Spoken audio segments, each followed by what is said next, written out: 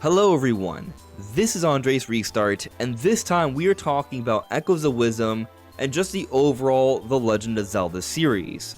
The Zelda developers just gave us some really big information that is essentially telling us how they will be addressing what could be perhaps the biggest concern amongst fans, not just going into Echoes of Wisdom, but the overall future of the series. It's a pretty big deal, so I'm excited to get into it today. But before going forward, let me ask that if you do enjoy my content, to please subscribe and hit that notification bell. So this news is coming from part 3 of the Volume 13 Ask Developer series, this one focusing on Echoes of Wisdom. Yesterday we talked about parts 1 and 2, there are some very interesting details there. If you're curious on it, you can check it out. The video will be in the iCard and the end screen. But today we'll be focusing on just some key points brought up in this interview, where they essentially talk about how they will be moving forward and addressing story and lore. And there are several different things said on this, so stick with me here. Part 3.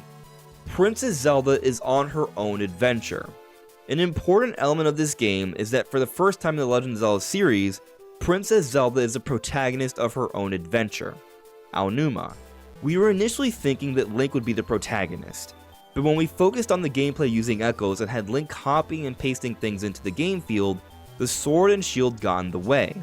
If you have a sword and shield, you can just fight using those. There's no need to rely on the monster's power, right? Ta-da! So we thought, what if players could use only echoes at first in order to understand the gameplay, and then as the game progresses, they get the sword and shield, but even then, we thought that once they got the sword and shield, they would stop using echoes. Aonuma. That's just your typical Legend of Zelda game. What are we going to do? Laughs. Ta-da! Echoes plus a sword and shield? They just didn't work well together. There is a wide variety of echoes, so to get the most out of the gameplay, we decided to stick with echoes only. Aonuma. If that's the case, it must be someone who doesn't fight with a sword and shield, right? Who in the series would be a good fit for these powers and bring their insight to them? Well, that would have to be Princess Zelda. So with this first part here, essentially what is explained is the thought process as to how they went about deciding to have Princess Zelda be the main character this time, as opposed to Link. And essentially, the kind of gameplay they were going for this particular Zelda game was better suited for Princess Zelda because they actually take time to think about the characters and what purposes they serve. Link is the one who uses a sword and shield. Princess Zelda is a princess, however, throughout the history of Zelda, while she might be a princess, she also has been known to have mage-like abilities and great wisdom, which fits really well in this scenario. But just keep this thinking in mind as we progress throughout this interview. But didn't it take a lot of courage to make Princess Zelda the protagonist for the first time in this series, given its long history? Aonuma. Over the years we've been working on the Legend of Zelda series, many people have often asked, will Princess Zelda ever be the protagonist? And said, I'd like to play as Princess Zelda. When asked this question, I've always thought, of course, as long as it makes sense for the game and does justice to her as a character to be the protagonist. And answered that way, I had been trying in vain to figure out what would really do justice to her. But when I saw the team struggling to identify the ideal protagonist for this game, I thought, this is exactly the game for her. What Aonuma is saying here is essentially what I've been hoping and thinking how they should be treating the series. I remember when they first showed off Breath of the Wild for the first time, when it was just known as a Wii U title as Zelda U back in 2014. And with that first look, there was a lot of debate on if Link was a girl. And from that, there were many conversations that started, and many people felt, oh, maybe Link should be a girl, or maybe a female version of Link should be made available early on, or perhaps it should be Princess Zelda. And my personal take on this has always been, do what needs to be done to match the gameplay direction of the game, while also respecting the history, lore, and integrity of their characters. So in my opinion, Link should always stay as Link. However, if you want to introduce another playable character, Princess Zelda makes a lot of sense. But if you do want to go with Princess Zelda, the way she would play will be different from Link. Just giving her a sword wouldn't be respectful of all the years of training and work that Link has done as a knight. And it goes both ways. For Princess Zelda, she's not really known as a warrior. So if you're going to have a game where she's playable, it should be done in a way that respects her history. And that's exactly what we're seeing with Echoes of Wisdom. Some of you might be wondering how this point is relevant to the overall concerns for Zelda fans when it comes to the story. And essentially, this right here is an example of how the Zelda team pays extra close attention to the characters and what works for them. But as we continue throughout this interview, we start to learn even more about how much more care and attention they're paying to the story. I see a lot of things that have come out of the relationship between Link and Zelda. Since it seems like there are a lot of things to consider with Princess Zelda as the main character, what went into the story's development? Aonuma. Well, first it was difficult to find motive to send Princess Zelda on an adventure.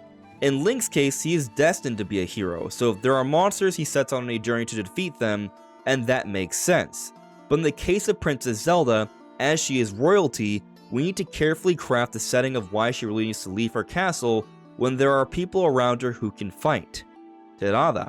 But the more we thought about it, the harder it was to come up with a convincing enough reason for Princess Zelda to leave for an adventure. Laughs. Aonuma. Just having monsters roaming around Hyrule wouldn't be enough to motivate Princess Zelda to directly fight them. We tried brainstorming all sorts of ideas for what kind of situation would necessitate that the princess take matters into her own hands. Ta-da. One staff member, as if Princess Zelda were his own child, said, "We can't send the princess on an adventure yet. I'd go instead under these circumstances." Laughs. And then here Aonuma says, "So we eventually decided that the setting of this game would involve lots of large mysterious rifts appearing in Hyrule. We had to come up with something that wasn't a monster, but something that would make a princess think, this is bad, I have to do something. A princess is a daughter of the rulers of a country, so I thought that the motivation to fight is that the world of Hyrule is being destroyed and changed." From this, we're getting some insight into the thought process as to how they went about structuring the overall story of the game, given that Princess Zelda is the main character of this game.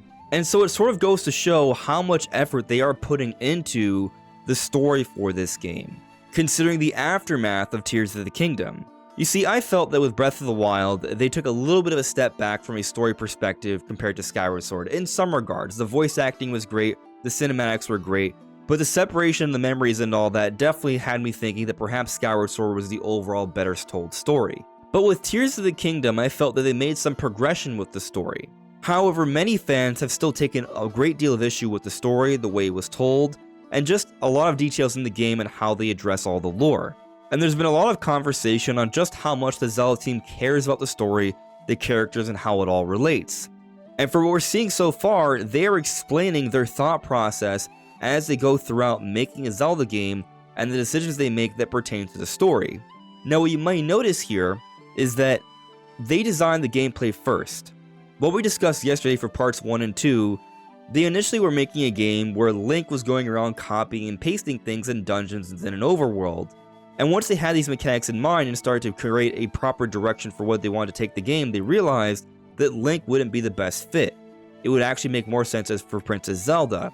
And so once they went in that direction from a character perspective, they then had to think about, okay, what story or setting would actually make sense for Princess Zelda to be going around and doing these things? They are taking the time and effort to make sure things fit and make sense. But to what extent, some of you may still be wondering. Well, with this next part, I think that starts to become a lot more clear. There is certainly a history of Hyrule that ties the entire series together. If you take too many liberties, you have to be careful whether it's still Legend of Zelda-like. Aonuma. Right. It's very difficult to balance how much to add or change. At first, we were intentionally leaving any parts that might delve into Hyrule's history vague, but partway through, we just couldn't find a way forward that way. So, around last summer, we decided to hold a boot camp and work out the story there. Before continuing on, I just want to step in here and say that this part right here is incredibly huge in my opinion. Because when looking at Tears of the Kingdom, there were many interviews afterwards where they treated the history of Hyrule very vaguely. And when you think about the timing of when Tears of the Kingdom came out and when these conversations and criticisms from the Zelda fanbase came about was after the release of Tears of the Kingdom in May. And here they're talking about how last summer, which would be literally the time period right after Tears of the Kingdom came out, they decided part way that they need to find a way forward and not be so vague about the history of Hyrule. I think this could perhaps imply that there was a shift after fan feedback for Tears of the Kingdom. Moving on though, Terada, it truly was a boot camp indeed. Aonuma. Even there, Grezzo didn't offer any in-depth suggestions about the story at first, so I went back to the hotel, quickly wrote a script that would work, and brought it with me the next day. Then, we all contributed various elements that often occur in the Legend of Zelda series to the script. Using this method, we eventually completed the game's story. Sano. Over a few sessions, we spent 9 days at the boot camps in total, working from morning until night. Laughs. Aonuma. These days, even for us, it's not easy to touch on the lore of the Legend of Zelda series. When you address the history of the Legend of Zelda, you naturally have to be conscious of how things have been expressed previously in the series. But when we think about a new game, we need to think about new developments while being mindful of the past games in the series. So the scope of what you can do becomes increasingly narrow if you think in the same way every time. On top of that, because the series has been running for a long time, players are interested in its history and lore. So when we've adopted a game plot that was not in line with other games in the series because we prioritized the gameplay, we've been told by our fans that it didn't make sense. We realized that even if the developers didn't intend to make nonsensical changes, players could interpret otherwise.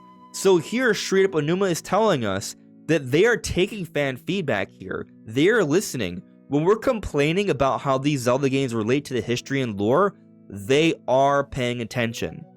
It's literally right here. This is the most recent interview from the actual Zelda team and Grezzo working on a Zelda game. Some people like to say that the Zelda team doesn't really care about the story, the history, or the lore, but clearly they do. They went through a boot camp, they changed direction here, and spent 9 straight days brainstorming on how to make the story work and connect with the overall series. This is huge. They care about this stuff, and they are trying to find ways to make things better. To finish this up though, here, I see. So the developers need to take those kinds of player reactions into consideration when creating a story. Aonuma. Even with this title, we had no intention of establishing any new theories in the series lore. Link goes on an adventure every time and experiences many things, but Princess Zelda has always had to take a step back in the Legend of Zelda series. But this time, Princess Zelda is on her own adventure, so the story takes on a different perspective than before. I think that's why we were able to create something new in terms of the story as well. And I think this part speaks to how this became its own thing. They didn't go into this thinking we are going to change the story and the lore and all of that. But as they progressed throughout development, they had to find ways to make it work and build a proper experience that is starring Princess Zelda. I am now very curious about what we might learn in part 4, so we'll see on that one, but we draw ever closer to the release of Echoes of Wisdom. But what do you all think? What do you make of the different things said by the Zelda developers? Let me know in the comments below. This is AndresRestart. Thank you so much for listening and watching, and I'll see you all really soon. Take care. Bye.